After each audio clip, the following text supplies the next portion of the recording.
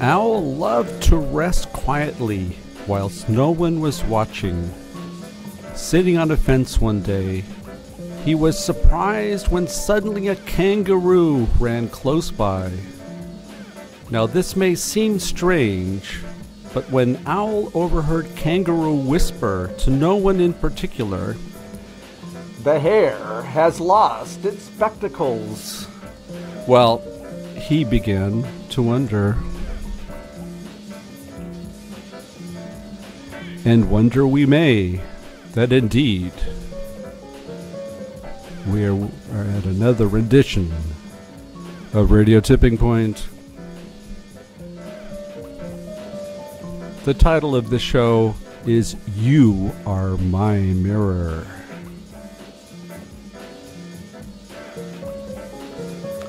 And the custodian, as always,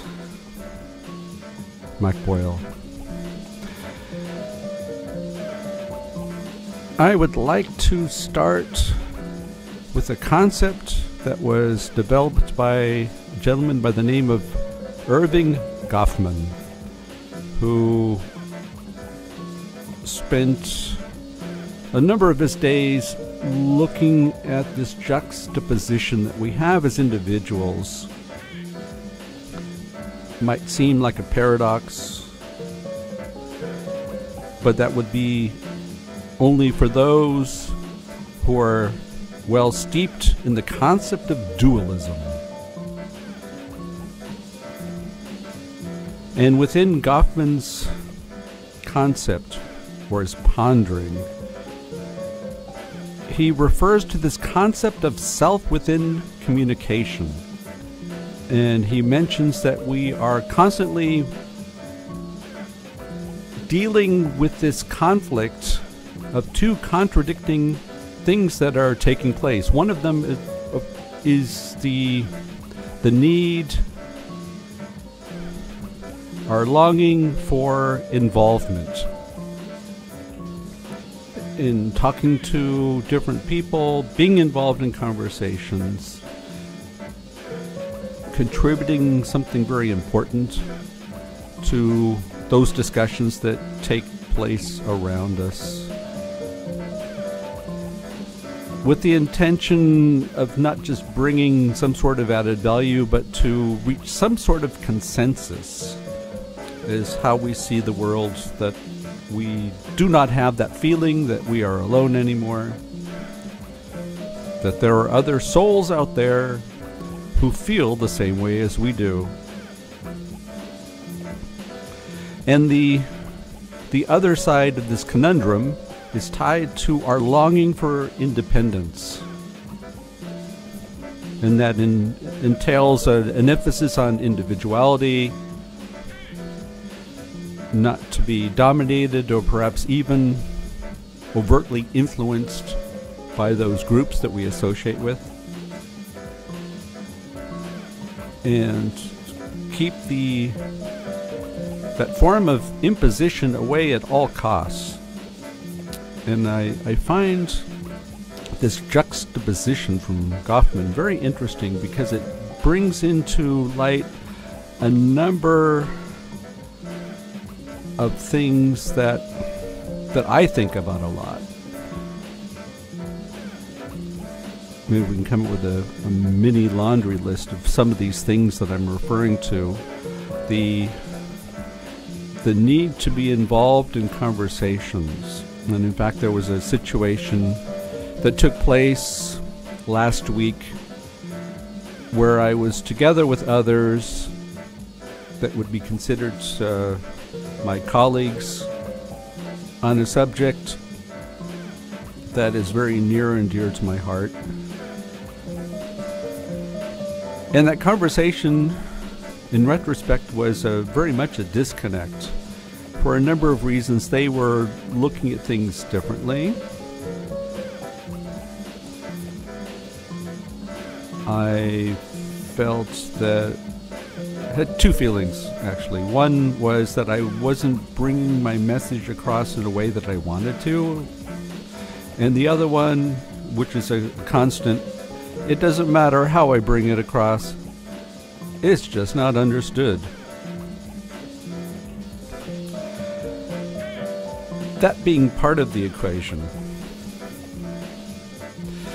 But looking at the first part of that, what I mentioned from Goffman, that being the involvement part, I think the real problem is that we have this need to come to a consensus, because we feel that if we're not able to come to that consensus, then our conversation was dysfunctional, it lacked value, might have raised more questions than bringing answers.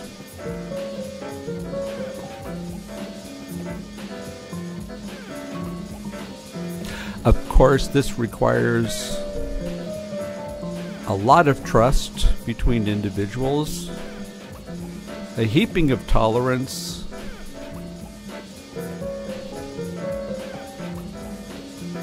and a lot of self-introspection. But I think the real conversations that we have that are not based on consensus, but rather division would be the polar opposite, and that's not what I'm looking for either.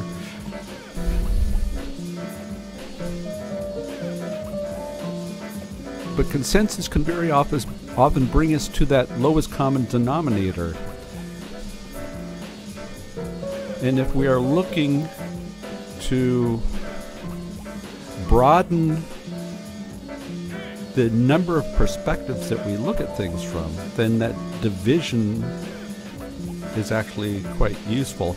And I think a lot of these things that I've been talking about here for the last couple of minutes were truly the impetus for me to come up with the title of the show and the focus that will hopefully be the end product, so to speak.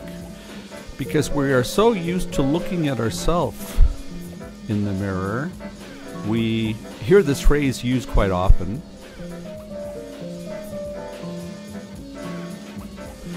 But there are some huge assumptions that we're making constantly when taking on that mindset. And I thought it would be interesting to turn that around with the intention of using others as our mirror in how we see ourselves, how we feel, and how we derive those things that are important for us. And so, indulge me to take you along on this journey on how we use others as our mirror. And there are a number of different aspects that we can take in performing these types of activities. And I'd like to start with one that I find myself saying in those moments of reflection to myself, that it's not about me. Very often we will be in discussions or in arguments or in situations in general where we will feel affronted, we will feel misunderstood, we will feel attacked.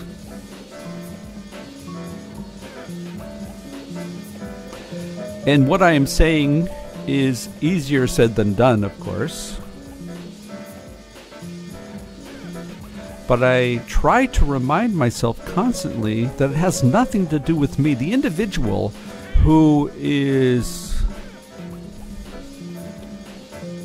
full of anger, saying things that are not very kind,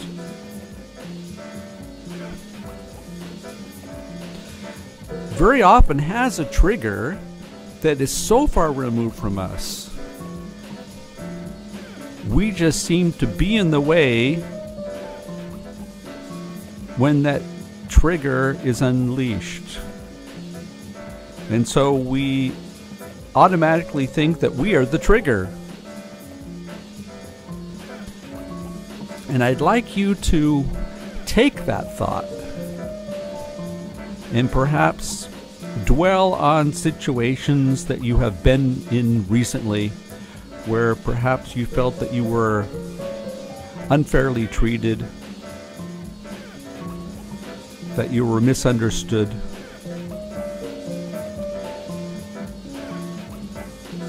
that you had to defend yourself and were very often caught off guard. So I'd like you to think about those situations and try to play the tapes back in your head and look at that situation from a different perspective, where you remove yourself as being the trigger. And let's go one step further. Remove yourself as being the recipient of this ritual. Now, how does that situation appear to you now? Could you possibly see the other individual, perhaps their anger, as being a hidden cry for help? Could be.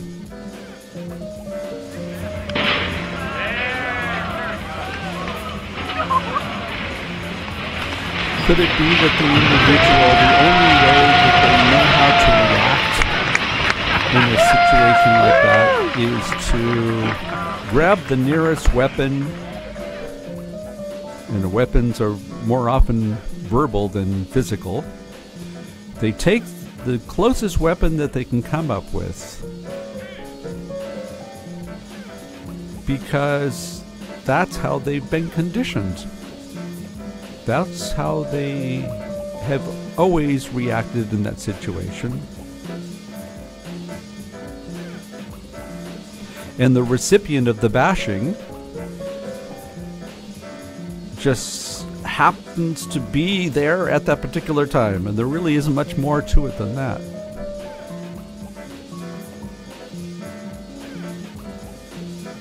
So like I said, I'm not always successful, but what I try to do is remind myself that what's taking place here actually has nothing to do with me. So I try to create that barrier and looking at that of what's taking place from an outside observer position. And perhaps you'd like to give that a try the next time you find yourself being thrown into a situation like that. And I would be very keen to hear your results.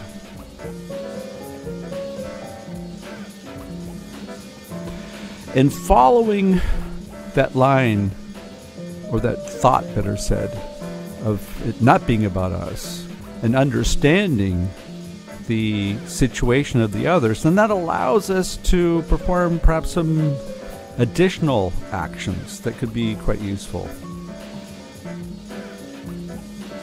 And there were some mantras that I created a number of years ago that maybe a little bit of background information. I was in customer service in a fourth life previous, something like that. And very often I would be confronted with individuals who were very upset because things hadn't worked out, and I seemed to be the recipient of their anger. And I learned that those individuals got to that state simply because nobody took them seriously. They felt that they were talking to people who didn't really care one way or the other, treated them as a number and not an individual. So it became quite clear to me that these are the elements that we need to address, and that the issue per se is just the symptom. It's definitely not the cause of the anger. So I found myself saying quite often, agreeing with them, yes, that's a problem, let's do something about it.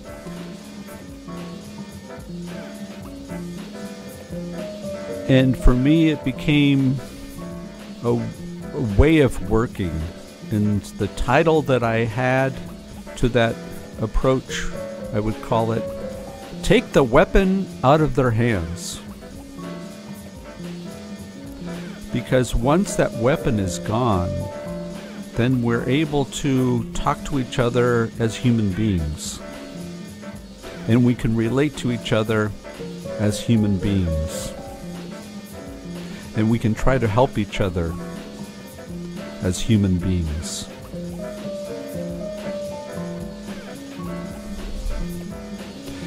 And that would mean that it didn't matter what I did afterwards. Well, I think they felt that I really did want to help them. It was not an illusion.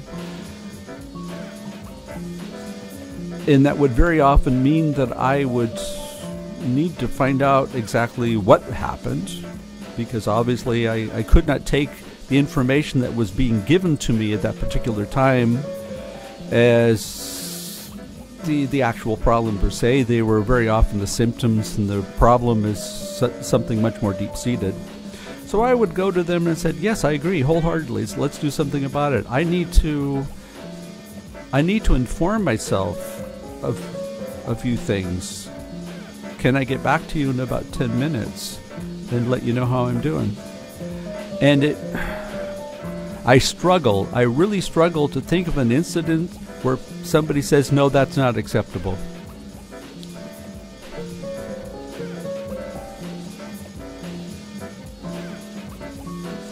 And there was another conclusion that I came to over the years that I always thought was quite useful.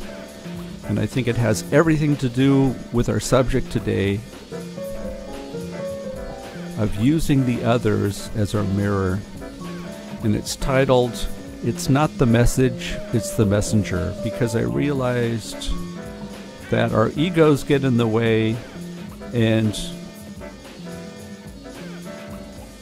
sometimes it has nothing to do with what we're trying to accomplish, but it has everything to do with our ego.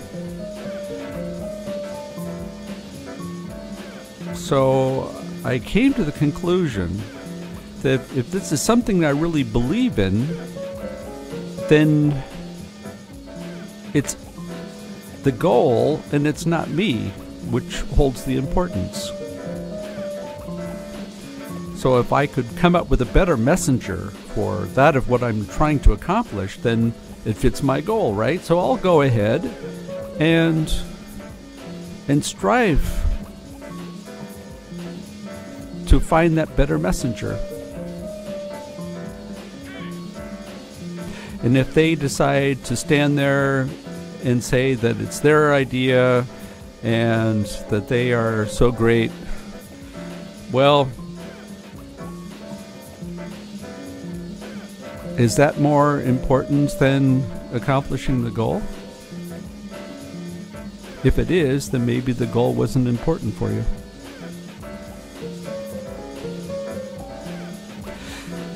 It would be a lie for me to say that this way of looking at things is always easy, and in fact can be detrimental. And the beauty of these shows is that I use this motif very often as a mirror to find out things that perhaps were always there, but too close to really notice. And this took place a couple weeks ago in a show that I did, and I talked about a model coming from Japan called Ikigai. And because I felt that I needed to give a concrete example of what it was about, I figured the only one I could really talk about is myself.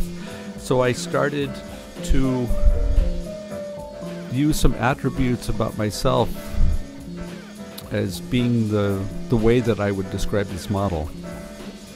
And in the middle of that description, I realized this was getting very uncomfortable for me. Something that I don't like to do, because I feel that anytime I talk about those things, say for example that I'm good at, I feel that's boasting.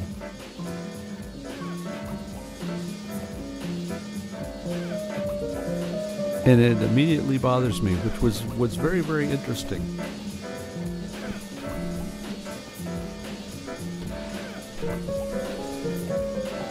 Because the focus was on me. And the focus should be on us, all of us, knowing full well that only by our concerted efforts together are we able to reach those things that are very important for us.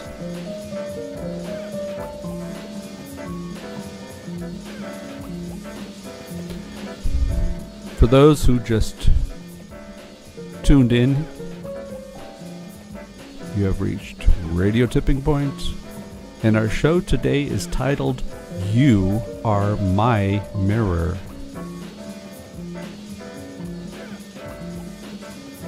A couple weeks ago,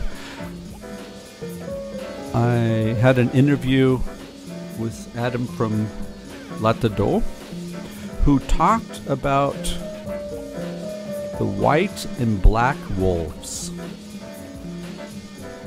And little could he know that the description that he provided us with was one of the anchors of what I've been striving for, this tendency that I keep finding within the subjects that I pick for the show, very much tied to the situational and dispositional components that make us as human beings, that they're not to be escaped. And Adam mentioned the first part being the acknowledgement that we have those good and bad parts to us. That was my interpretation of the white and black wolves. And he emphasized that we need to find situations to continuously feed the white wolves. And by feeding the white wolves, we are able to keep the black wolves at bay. And I found that to be a very interesting analogy.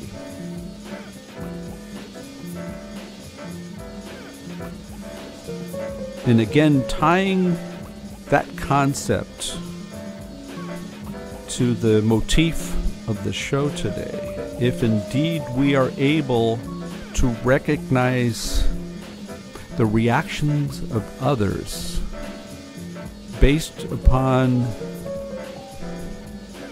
our actions,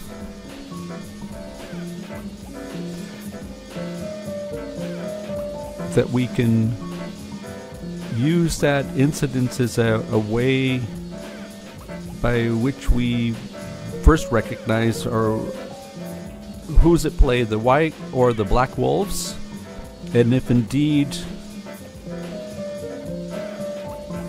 we have the white wolves on the prowl, that we would find incidences to feed them, and in fact the reaction that we get from the others will be that acknowledgement that by feeding the white wolves that we were on the right track.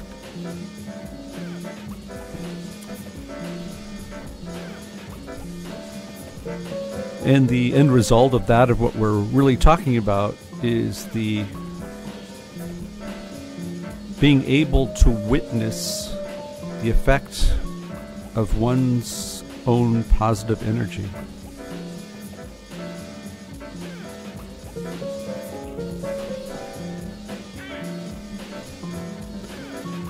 Let's go back to Goffman in his idea of those contradicting things that are taking place within the communication. One being the sense of involvement or the striving for involvement, and the other one tied to independence. And I'd like to focus on this idea of positive energy in the white wolves.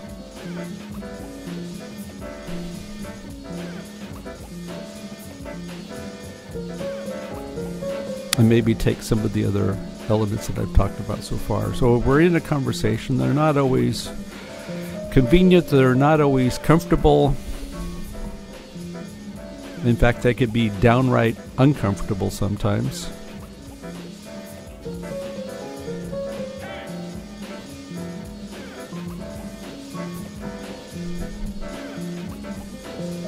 What does it cost us to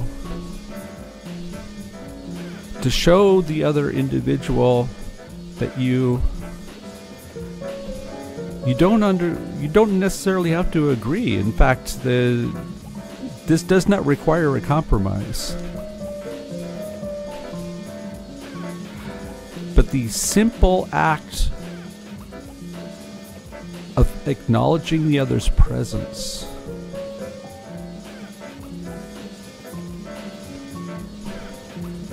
and of course it depends on the content. I'm generalizing, of course. But if we were able to acknowledge that they look at things from a different perspective, and that their perspective has given us something to ponder that was not part of those things that we think about by nature,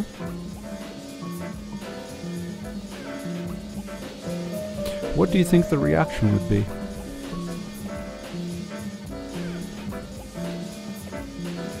I don't discount that they might not want to acknowledge that, but again, that has nothing to do with you, right? It's a problem that they have. But in effect, you've taken the weapon out of their hands, and you've done it in a way that allows for their actions to be the confirmation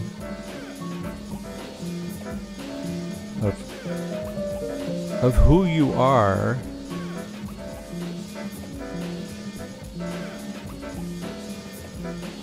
and who you always want to remain to be, right?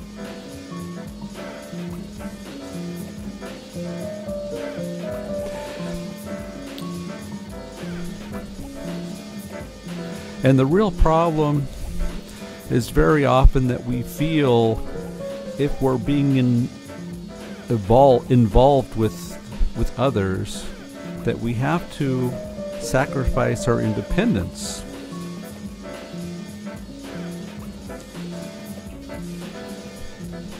There is a great mind who I've recently stumbled across, and his name is Ivan Illich, who was actually born here in Vienna.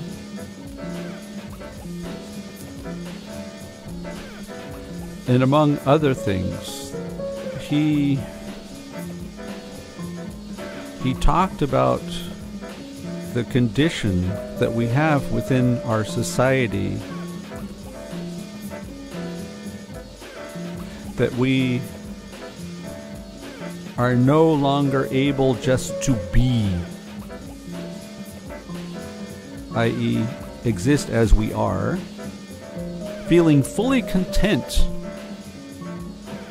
in being as we are, not being reliant on the reactions of others for that confirmation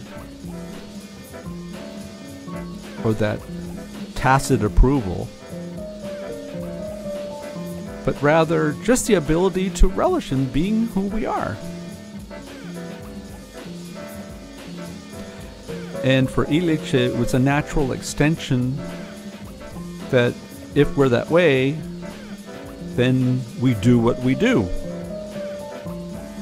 because our activities are an extension of that being. the way we are, right? But instead, in being cogs within the society,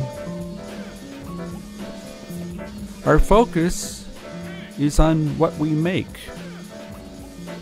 And of course, when we talk about things that we make, that infers that we're not really doing it for ourselves. Unfortunately, more often than not, we're not doing it for anybody else. But we expect, if we make something, that we will get something in return.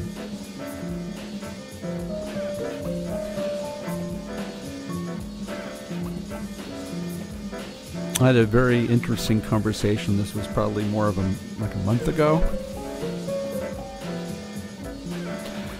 where I was discussing the concept of nature. This was online. And I made the point, in comparison to us being holding to two roles, one either consuming or producing, that nature doesn't fall into any of those categories. And I made the illusion that Adam and Eve, and I think I even talked about this on one of our previous shows, that Adam and Eve were not born consumers.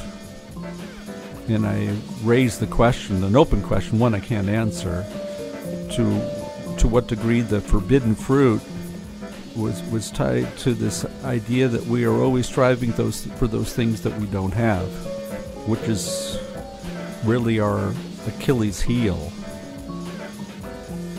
And so I made the point that nature neither consumes nor produces. And this individual came back and said, "Are you sure about that?" And I tried to explain why I'm so convinced.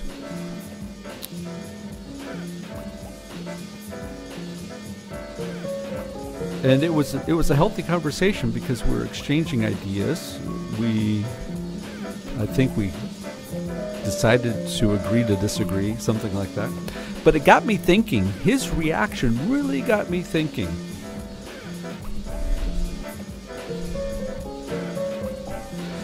And so then I spent the whole 24 hours after following that conversation, then I came to the conclusion that, one, my feeling that nature does not produce is that one's rock solid for me. But nature provides.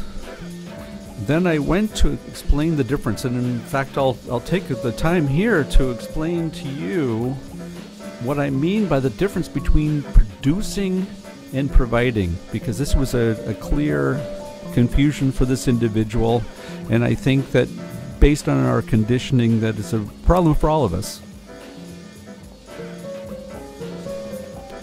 So if we believe that nature provides us with everything that we need, then we have to first off understand what is that provisioning, or what is nature actually providing.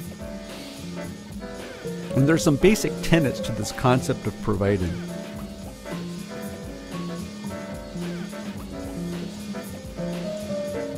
First off, nature does not cognitively think, I am going to do A because B needs it. Nature does not think that I am going to produce A because I can get something from B for it. But nature does its thing, quote unquote, without expecting anything in return. So if we go back to Illich's idea of being and doing, that's really what nature does, right? That's what nature does. It just does it. And within this ecosystem, which is the beauty of nature, that those things that at first appear as being wasteful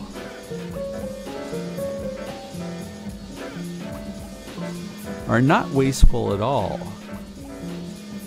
The real problem is the transitional way that we have been conditioned to think of things. If it's something you cannot immediately use, then it's waste. And that one's hard-coded into us all, unfortunately. And that's one that we should strive to avoid.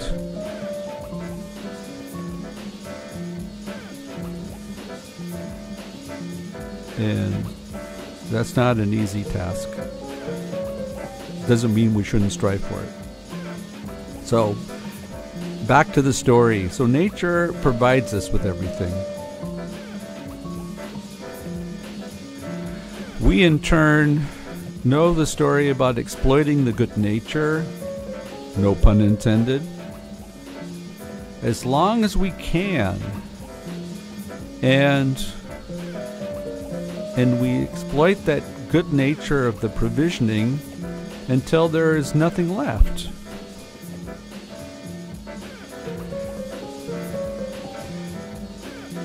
And production, of course, is quite different. It means it's fulfilling a certain purpose. And it's often, well, I would say it's almost exclusively tied to this idea of transactions. So then I pose the question, can humans provide, giving without expecting something in return? I think you know the answer.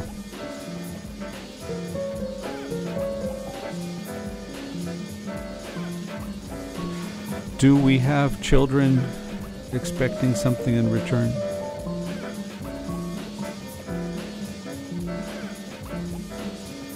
Do we provide to those people in need, those people close to us? Do we really expect something in return?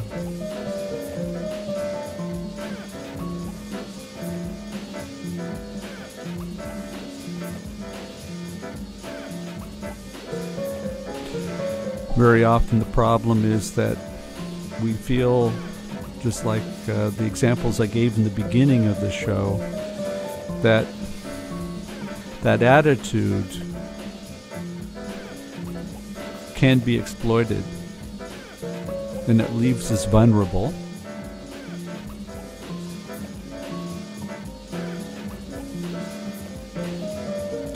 And we don't like getting hurt.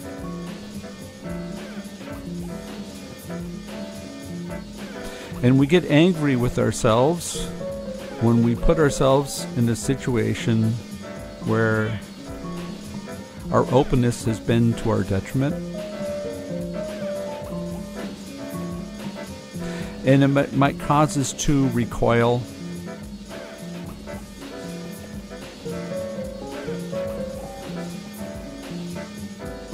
And going back to Goffman's model,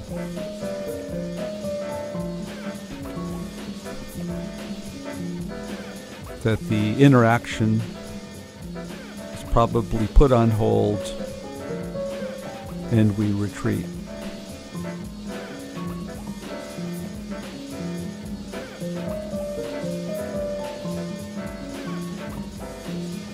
And then the real question is the ability to put that one aside,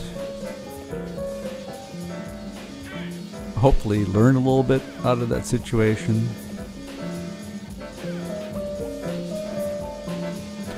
wonderful. Right before the show, I had a wonderful conversation with one of my colleagues here in the station, and really we were talking precisely about this subject, the ability to work with others and thrive on that interaction that comes with people working, taking the best out of each of us and putting together something that we would never be able to do on our own.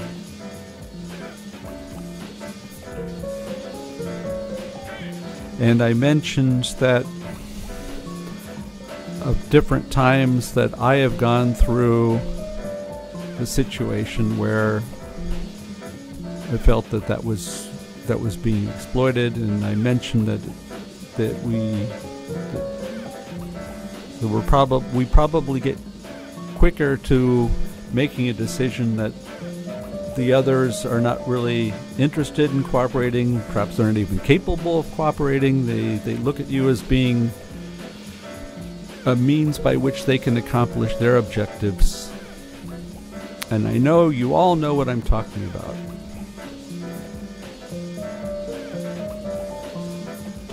And here I'd like to read to you something from Illich himself, which I think is quite poignant to that of what we've been covering so far in the show.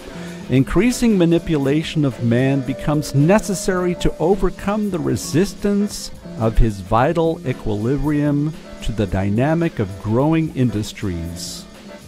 It takes the form of education, medical and administrative therapies. Education turns out competitive consumers. Medicine keeps them alive in the engineered environment they have come to require. Bureaucracy reflects the necessity of exercising social control over people to do meaningless work.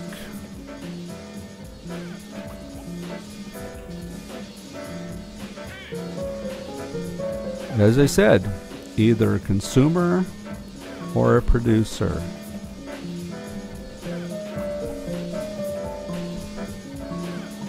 So within the education element, and I think this is key, that we are no longer talking about learning. Learning being the quest for knowledge. But rather, education fulfills a certain requirement that we have in our society, starting at a very early age, that we do not allow for different viewpoints to be raised, and in fact, going back to the model that I mentioned originally from Illich, being, just allowing yourself to be, and those activities that you have are a reflection of the uniqueness that you are as an individual. Well,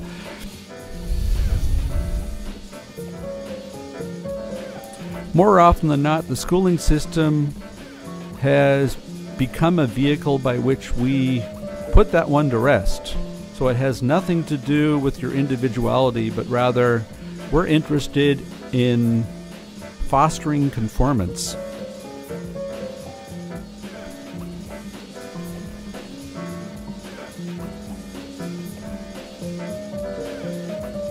So the teachers are the producers, and the students are the consumers, and they consume to a certain point so that they can become producers themselves, and that conditioning is part of that apparatus.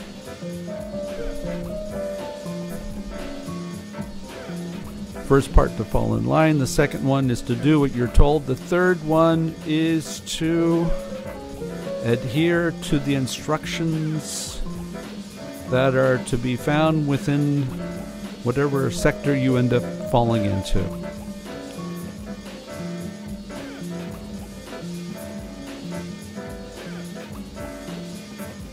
And can you imagine the difficulty for an individual who, in spite of all of that of what I just listed, still sees themselves as being unique? A unique being with an individual opinion,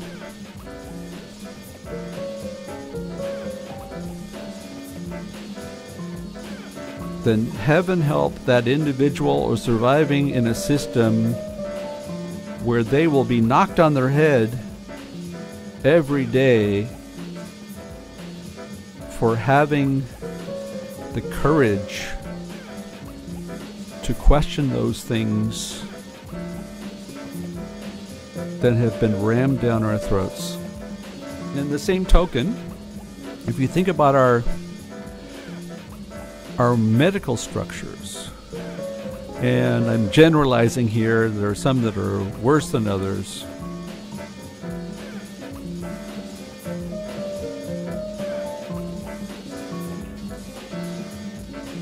But the concentration is fixing you after something's broken.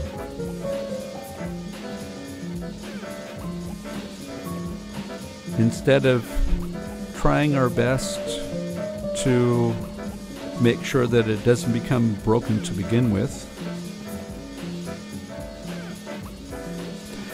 And part of that also is the realization that our time is finite,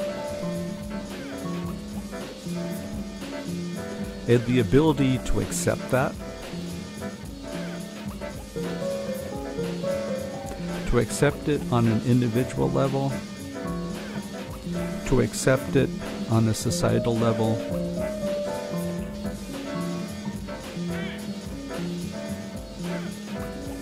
and something I didn't even think of before, but that reminds me of a story when my mom passed away, that my dad went to the doctors to thank them for all they did.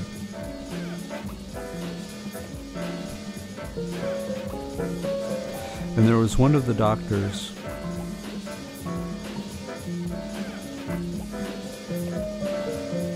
who basically said he did his job and somebody else must have screwed up.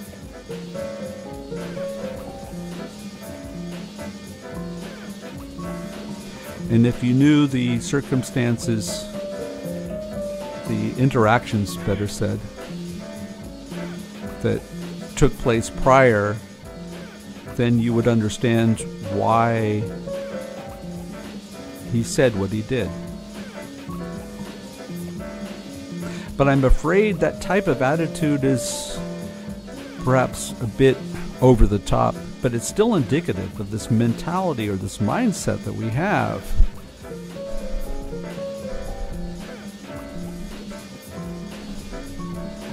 And as soon as we're able to accept the finality,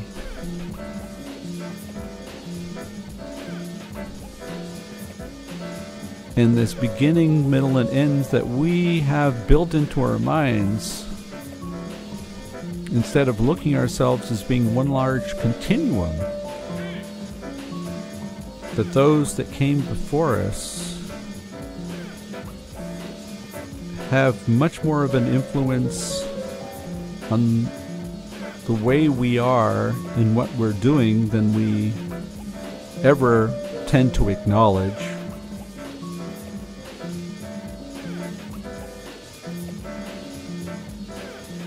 And that we are the keeper of the flames. But we cannot hold on to that flame forever. And being part of that continuum means that we need to provide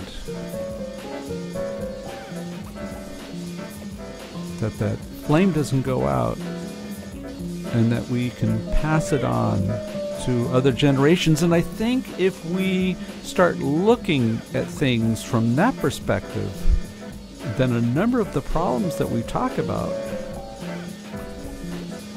start looking much different. So if not only do we use others as being our mirror, but if we can maybe use that mirror going into reverse and going forward, using that mirror as a means by which we understand how we have taken over the flame from those before us. And at the same token, how we use the mirror for those that will follow us. And if we were able to juxtapose those mirrors in a way that allows us to understand those two elements, then it would be much easier for us to understand, one, that we are part of that continuum, and perhaps that would make it a little bit easier for us to go ahead and accept it.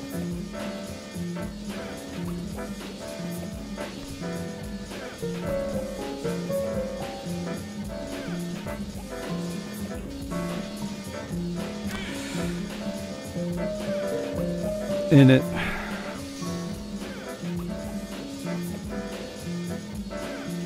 as is very often the case, I found myself thinking about a number of examples of where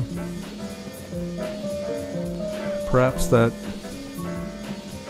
openness for the involvement, as Goffman described, and the understanding that that vulnerability and that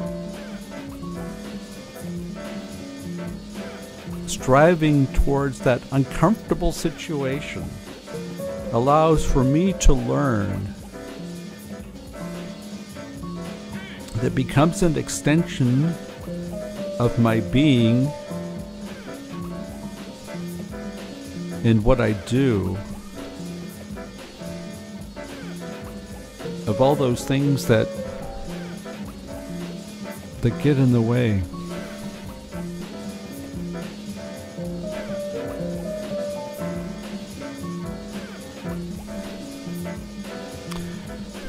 You're listening to Radio Tipping Point. And our show today is titled, You Are My Mirror. And when you are my mirror, and you are acting in a way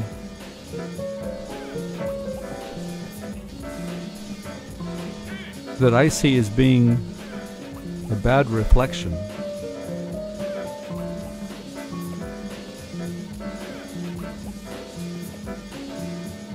what options do I have at my disposal?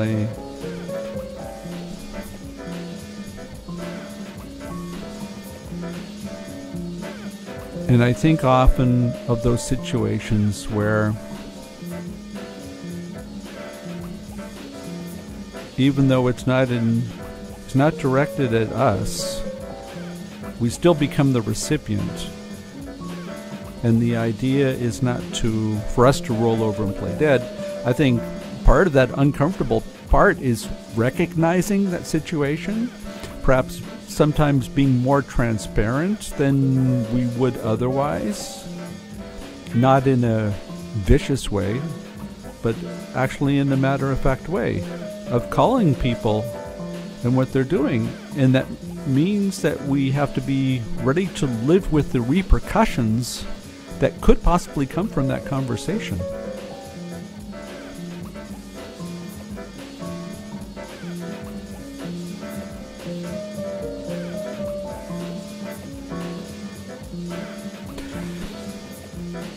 If I look at my own situation, I think very often I've come to the conclusion that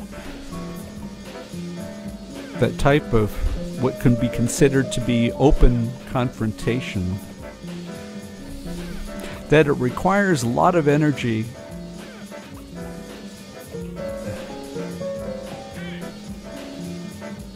and very often I raise the question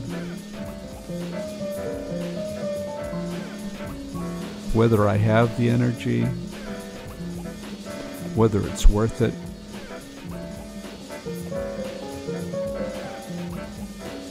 And when I think about it, it actually has nothing to do with the repercussions. Although that might be something that immediately falls into mind when we start trying to figure out how do we deal with these situations.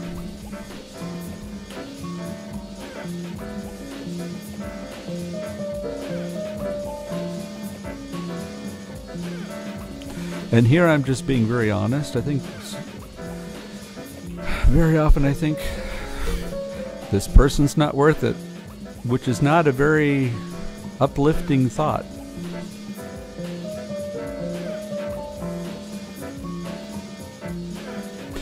Which does not infer that the individual has no value.